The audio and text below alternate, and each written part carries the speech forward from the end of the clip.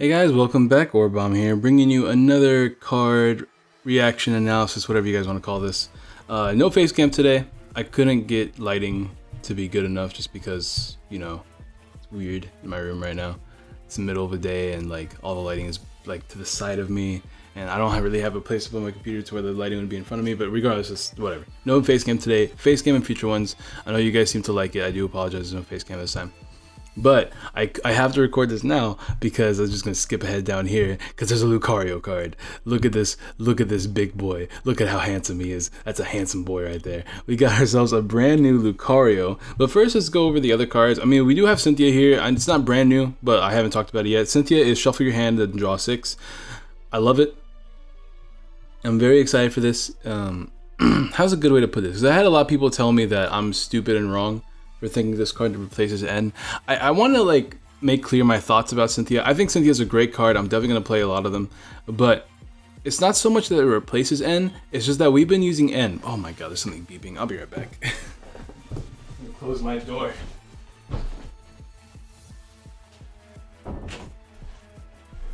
Hopefully you guys didn't hear any of that beeping. You shouldn't have heard it, but it was bothering me. But anyways, it's not so much that I think Cynthia replaces N. It's more along the lines that N is supposed to be used as a disruption supporter, not a draw supporter.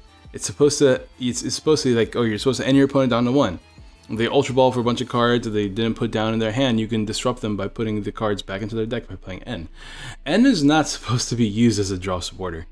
And it's cool that we have Cynthia that replaces that aspect of N. Because right now we have to use a draw supporter because we don't have that much else. We have like Lily, which is not that great. Now we have Sycamore, which is great, but it's not enough. You know, we need more.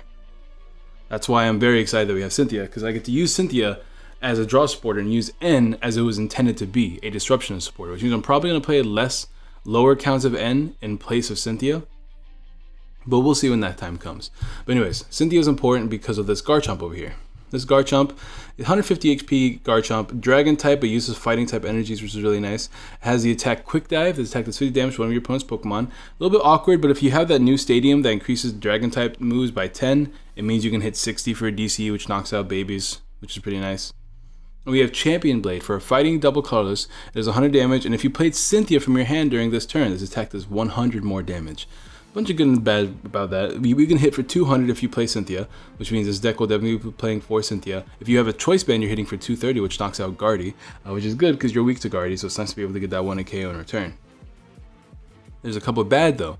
You have to play Cynthia that turn, which means you're not playing Guzma, which is huge. If you're not playing Guzma, you can't Guzma up something and hit it for 200 damage, 230 damage. You have to hit it with 100 damage if you play Guzma, which is a little bit awkward, but overall, being able to hit for 200 for a 2 energy attachment is already really good. You can't play strong energy, another thing to keep in mind because it is a dragon type, but you are 150 HP and you do have free retreat, which is really big because free retreat is always nice. No resistance though, which sucks, but whatever. But more importantly, we've got the boy, Lucario. Look at it. I'm so happy that we're finally getting a playable Lucario. And this is not even our Lucario GX that's been hinted at that we're getting. Oh boy, I cannot wait. So Lucario's amazing too. Let me just talk about Lucario real quick. It has Scud Jab. I don't even know what that means, but it does 70 damage, is not affected by resistance. So with the fighting strong energy, it's 90 damage. 90 damage with the color, so it's 2 KO. It's pretty nice. 120 with a choice band. That's another 2 KO and a lot of other things. And if you're hitting for weakness, you are OHKOing things like Silvally and Zoroark. So that's pretty cool. Without it though, you're not OHKOing, which is actually, no, you're not OHKOing because you only hit for 100 with just a choice band and no strong energy, so you kind of need that strong energy. But you have the ability Aura. Alright, once during your turn before you attack if you have Garchomp in play, a Garchomp, it doesn't have to be like Cynthia's Garchomp, so any Garchomp in play, besides Garchomp EX or GX, which I guess Garchomp EX does exist, but there's no GX yet. You may search your deck for 1 card and put it into your hand. And yes, boys and girls, this ability stacks. If you have 4 Lucarios down, if you have a Garchomp in play, you can search your deck for any 4 cards you want. Wild. I am so excited. Alright, so I'm definitely, you guys better believe that once this card drops, first deck, quad Lucario with like a 2 Garchomp line. I don't care about the Garchomp. Although Garchomp is up there as one of my favorite dragons. Like, that's my girl Cynthia. She already knows where it's good. We need to have Garchomp down, which is pretty bad, but being able to get any cards you want out of your deck, energies, tools, supporters for the turn, disruption cards like Enhance Hammer, Crushing Hammer, things like that, Parallel Cities, who knows, whatever you want, you can grab with Lucario, alright? And it's good to mention that it's any Garchomp because we do have another Garchomp. I believe it's right here. It's a little bit awkward on the screen, but we have, this is from Breakpoint Garchomp, which is currently still playable, and it's a fighting type as well, so this one can play Strong Energies. It has a pretty interesting attack in Turbo Assault, which attaches an energy card from your discard pile to one of your Pokemon. And like Bite Off, it's not great, but in the Volcanion matchup, it's pretty interesting. It does 80 damage and 80 more damage if you're attacking a Pokemon EX. So obviously it's behind the times, but it's still something worth mentioning, right? Being able to use Turbo Assault is a really powerful attack, and it's a fighting type too. Of course, if I were me, I'm not too sure. It's a little bit awkward to play like this kind of deck because you'll be playing a stage 2 with a stage 1, but luckily there's fighting type Gible, so you can actually get away with playing cards like Brooklet, maybe even play a Octillery line since you're already playing Brooklet Hill. I don't know, it's something worth mentioning. I do really like this card. I'm also going to quickly go over some of the other cards that we've seen. I kind of want to save Dialga for its own video. I'm not too sure. I might talk about Dialga in this one. We have fossils back in the format. We have Mysterious Fossil over here. It is a 60 HP item card. Play this card as if you were a 60 HP basic Pokemon. At any time during your turn, you may discard this card from play. So it's just like Robo Substitute, but unlike Robo Substitute, it looks like if you were to knock out this Pokemon, you get a prize, which is really bad actually. And he does say that right here. Also appears Cranidos, Sheldon, Lily, and Anorith will evolve from Mysterious Fossil. Now Mysterious Fossil's artwork depicts their fossils, so perhaps we'll get a Lily and Anorith in this set. Alright, cool. It does indeed. And it's actually interesting because that makes these a stage 2 Pokemon instead of like a revival Pokemon, so it's pretty interesting. But Rampardos is really interesting actually. Clean Hit, I actually like that name. And the artwork in this card is pretty dope as well. 60 damage, your opponent's active Pokemon is evolved, Pokemon deck does 60 more damage. So for fighting energy, you can hit for 120, pretty decent. Strong energy is 140, with a choice band 170. You're not really knocking out anything of relevance as far as I'm aware, but it's something worth mentioning. And then Wild Bomber. If your opponent's active Pokemon is a basic Pokemon, it is knocked out. It does no damage, it just straight up knocks out basics. I'm a fan of this. I think it's pretty cool. It's 3 energies, so it's not very viable, and it's a stage 2 as well, but it's something worth mentioning. And then Bastiodon is more metal support. It has the ability Fresh Earth, prevent all damage done to your metal Pokemon from the attacks of your opponent's Pokemon with any special energies attached to them. I don't think it's worth playing this in any metal deck because it's cool protection and all, but it's still a stage 2 evolving from a fossil. It's a little bit awkward. But it's pretty interesting. Push down 100 damage. You may switch your opponent's bench Pokemon with their active Pokemon. You may switch one of your opponent's bench Pokemon with their active Pokemon. So it's a force retreat, but you're probably not going to be playing this card. It's something worth mentioning though. It's pretty interesting. And then we have Giratina, Gardenia. I don't know how to say your name. Gardenia. I'm thinking it's Gardenia. Like Gardenia. Alright, cool. Heal 80 damage from one of your Pokemon with any grass energies attached to it. Whatever. It's interesting. It's like PCL, I guess, but you don't heal status conditions. We have Escape Board here. We got the boy Radical Dude Escape Board. I bet you money we're gonna get a secret rare of this card. It's like the eventual Floatstone replacement, which makes me think we're not getting a Floatstone, which is really sad, but whatever. Attach a Pokemon tool to one of your opponent's Pokemon, yada yada. The retreat cost of this Pokemon this tool is attached to is a colorless Sesh. This Pokemon may retreat while asleep or paralyzed. Right now, it's not very playable. Because the big Pokemon that we usually attach Pokemon to, think like Zoroark, the draw supporting Pokemon Zoroark, Oranguru, and Octillery, they all have 2, so it doesn't really help. The Russian Zoroark also has 2. It helps with Ninetales. I guess, is whatever. But anyways, and you can retreat while asleep or paralyzed, so I guess that's kind of cool. Like the status conditions that don't let you retreat, you can still retreat. That's something worth mentioning. Maybe if status conditions get really big, that might be something worth considering, but for now, it's whatever. We do have a Giratina Prime. So that's another new Prime card. It looks like it's another legend. So my ideas is that since we already have Cyrus, right? We're beginning the legendaries. I'm surprised that we have Giratina, and we got announced in the Cosmos as GXs. So it's kind of weird because we got Solgaleo Lunala, and we got Cyrus, all right? Giratina, and we know we're getting, I believe, 7, right? So there's Giratina here. So the other 3 could be an energy, Dialga and Palkia. But we already saw Dialga GX, which means we're probably not getting it as a prime either. So, Prism either. So I'm not too sure what's going to happen here. Well, we do have Giratina. It's pretty underwhelming. 160 HP, Psychic Pokemon, weak to Dark. It's always, being weak to Dark is really bad since people are playing Zoroark everywhere. But it's cool, I guess. Has the ability Chaotic Star. When you play this Pokemon from your hand onto your bench, you may attach 2 Psychic Energy from your hand to this Pokemon. That's pretty cool, as hand acceleration is always really, really nice. Imagine, like in my head, right, this is how it's going to go down.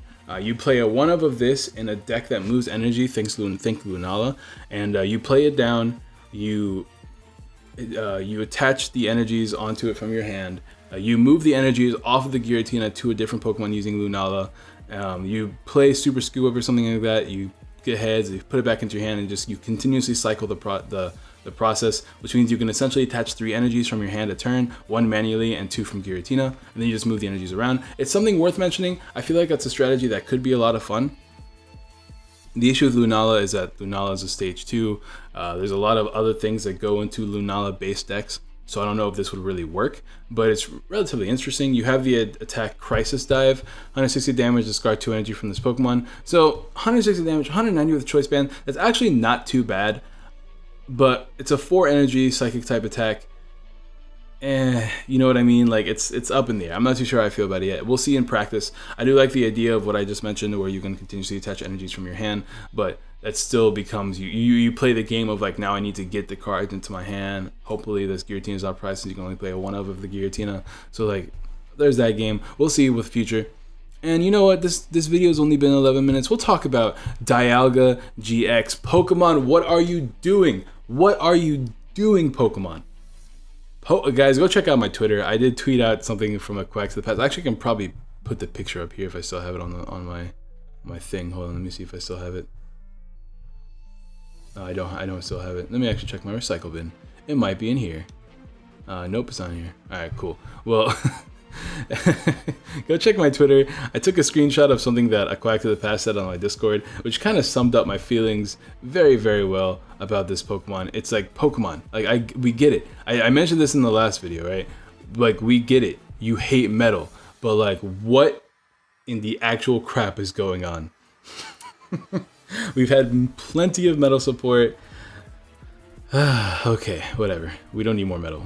It's a dragon type, which is really good. It's good to have a dragon type in a metal deck, which is an attacker that's not weak to fire, is what I'm trying to say. Even though there's a Pokemon, not the best attacker in the world, its GX attack is where you shine, and even though it's a very heavy GX attack, very easy to set up with the likes of Magnezone, Mount Cornet.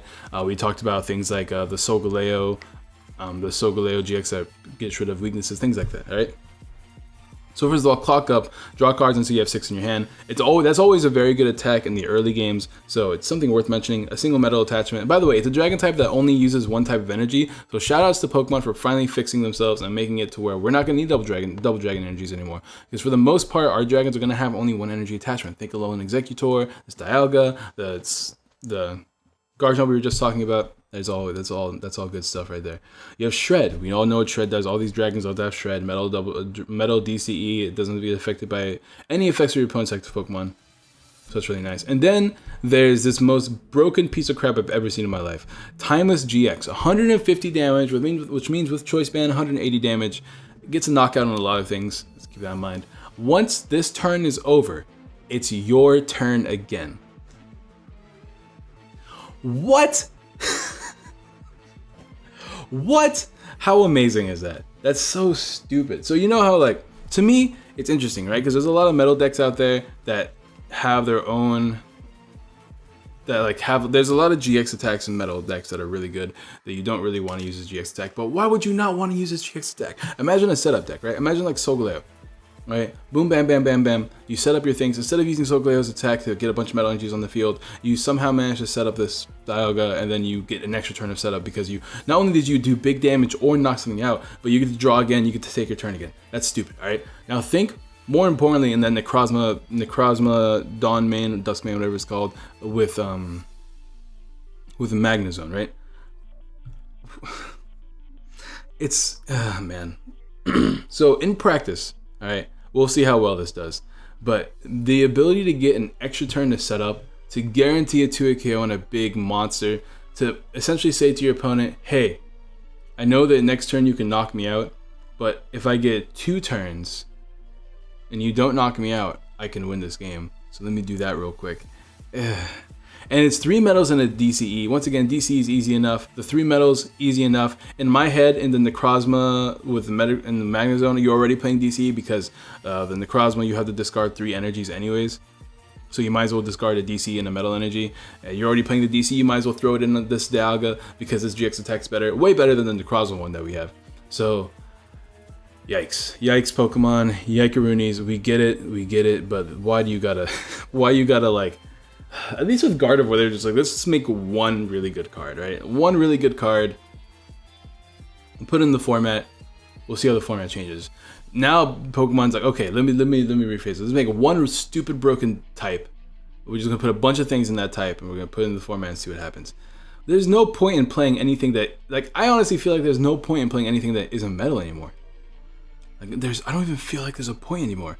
Why? Why play anything that isn't like a Solgaleo variant or a Necrozma variant? Or like, I guess Volcanion as well, but we talked about this in the last video. Necrozma, Okos, Volcanions with Fighting Fury Belts. You're going for one trades. Oh man, whatever. I'm like super duper salty. I'm even more salty because like, I like playing Silvally Metal, and like Silvally Metal, it looks like it's not gonna be that good. Obviously you can play this Dialga and Silvally Metal, which is cool.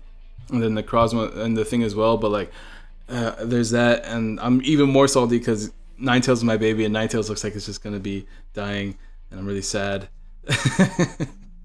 Drop a like, guys, if you haven't already. Let me know how you feel about this Dialga. There's a lot of people that are arguing that it's not that broken because there's a lot of GX attacks that you want to use otherwise, and there's a lot of like situations where this GX attack doesn't matter. But like, it's just another thing you can use, which is why I think it's a really good GX attack, and it's just a really good card. And whew. I don't know what I'm gonna title this video. Regardless, drop a like if you haven't already, subscribe, share all the good jazz. And I'll see you guys hopefully tomorrow with some live deck matches. Also, I do want to say, if you guys have any decks you want to see me play, any deck lists that you want to pass me to see me play or change up or anything like that, in the Discord, there's a deck list chat where I've asked people to put their deck list in. You never know, you might see me upload a video with your deck list. I've been trying to pick that up again just because I haven't been in the mood to build anything lately.